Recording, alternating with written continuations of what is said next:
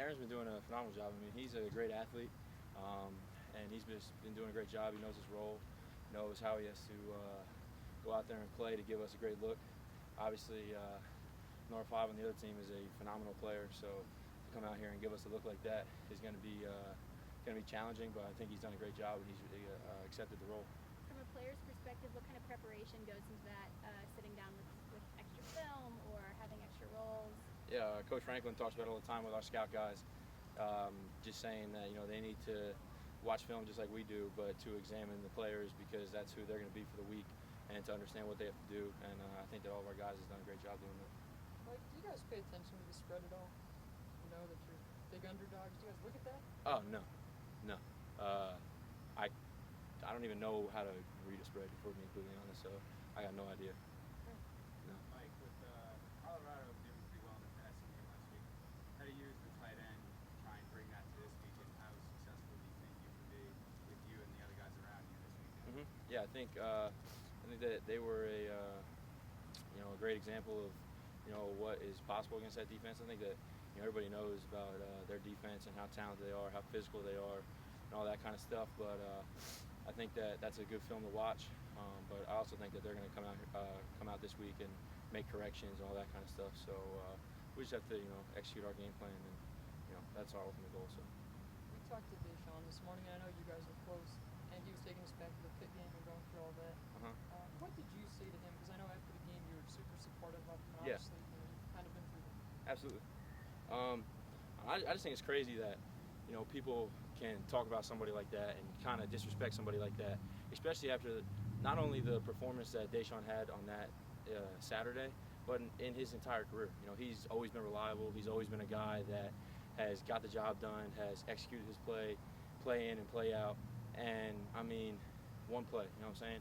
So obviously, it was a crucial play and stuff like that. But without him, we're not in that position regardless. So I went up to him and acted like nothing happened because, in my opinion, he played a phenomenal game. Came out last week and put it beside him and played another great game. So I just went up to him, said what's up, told him everything's gonna be all right. We're moving on, and I was happy for him. Mike, I saw after the game Saturday, I think Nick Scott was really excited for you. He was jumping up and down saying you were Mike today, you were the real Mike. Do you feel like a different person this season, a different type of mentality from yourself? Different person, no, different mentality, absolutely. I think that, I'm not, the thing that, in the past, I've always, in my old mindset, I wanted people to know who I was. I wanted to go out there and make big plays. I wanted to be the guy. And when that kind of stuff didn't happen for me, I was just, kind of wasn't doing the things that I wanted to do. I just changed my whole mindset. I don't care if I walk down the street and nobody knows me. I don't care if I walk down the street and everybody knows me. I don't care if I make 100 plays on Saturday. I don't care if I make 0 plays on Saturday. As long as Penn State wins, that's really all I care about. Nick always says that he's one of my roommates in my apartment, and he just always says, just be Mike, be Mike, be Mike.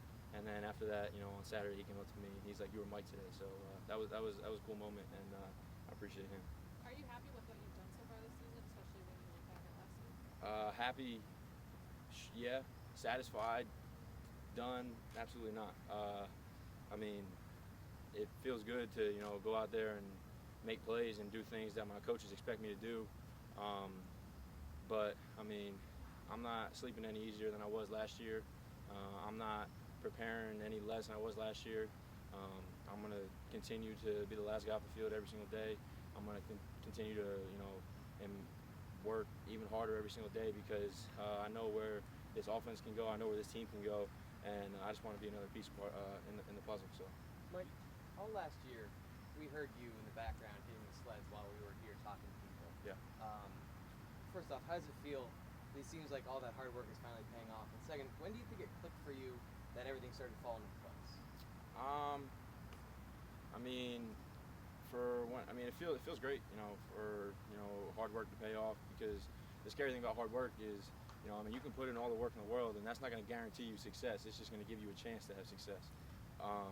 So for success to finally come our way and my way, just a little bit, it feels good. It feels like all that stuff is kind of worth it.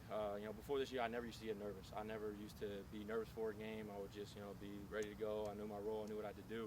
And before the first game this year, I was so nervous. I was sitting in my locker, like just thinking about everything, and it kind of clicked me. I was talking to Saeed about it, and I was actually I'm nervous right now. He's like it's because you've never put in this much work. Like nothing has never been this important to you for it to go out there and maybe for it not to work out. He's like you did all the work, you did everything you need to do. He's like, now just go out and do it. So I mean, it feels good for that hard work to happen and to accumulate into something. But exactly when it clicked, I mean, I've said it in interviews before. The day of the flying back from Jacksonville was kind of the day that I changed my mind and had the different mindset to come up and kind of reach my full potential. Mike, how do you think early in the season having such a deep group of receivers to throw to has helped Trace grow as a quarterback and build his confidence? Yeah, I mean, I think that Trace has obviously done a phenomenal job. You can't question that. You can't question his leadership, his toughness, his ability to throw the ball, his ability to run with the ball. So he's done a great job. You can't take anything away from him. But also having guys out there like Chris, Saeed, DeAndre, Deshawn, Brandon Polk, all of our receivers, they've done a great job just supporting him and doing their role. And obviously, it makes Trace's job that much easier. Mike, obviously physicality is a big focal point in any game, but in a game like this on the road, with the full team in the country, a defense that wants to hit you in the mouth and blitz a lot, is there a lot of juice or motivation there to land that first punch on Saturday or be more physical than them? Yeah, I mean, they're obviously a very physical team. They got DNs ranging anywhere from 285 pounds to 300 pounds. They got some big guys up front. They have very physical defensive backs and linebackers. So I mean, but that's exactly what you expect when you think of Michigan. I mean, it's Michigan for a reason. They're a top team in the country for a reason, and so obviously landing the first punch is huge. But in my opinion, landing that last punch and making it worth something is more important. Speaking to that physicality a little bit, especially heading into Big Ten play, has there been a little bit more emphasis placed on ball security drills in practice? Yeah, I mean, as a team right now, we're dead last in the conference in turnovers, which is unacceptable for our standard, as Coach Moorhead always talks about it. So I mean, definitely ball security, and just because I mean, if you win the turnover battle, you're giving yourself a huge chance to go out and win the game, just because if you can keep the ball in your hands and keep it out of theirs and give your team a chance to score, I mean that's definitely crucial. So I mean, we do a lot of ball security drills and all that kind of stuff, but nothing different than what we had normally done. Mike, you say you're not satisfied, and by that, what do you have to do in your mind or the team to be satisfied?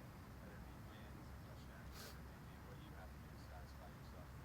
I think satisfaction will come in January when all this is said and done and all this is over, and you look back and you see everything, both collectively as a team and individually, what you've done and what the team has done.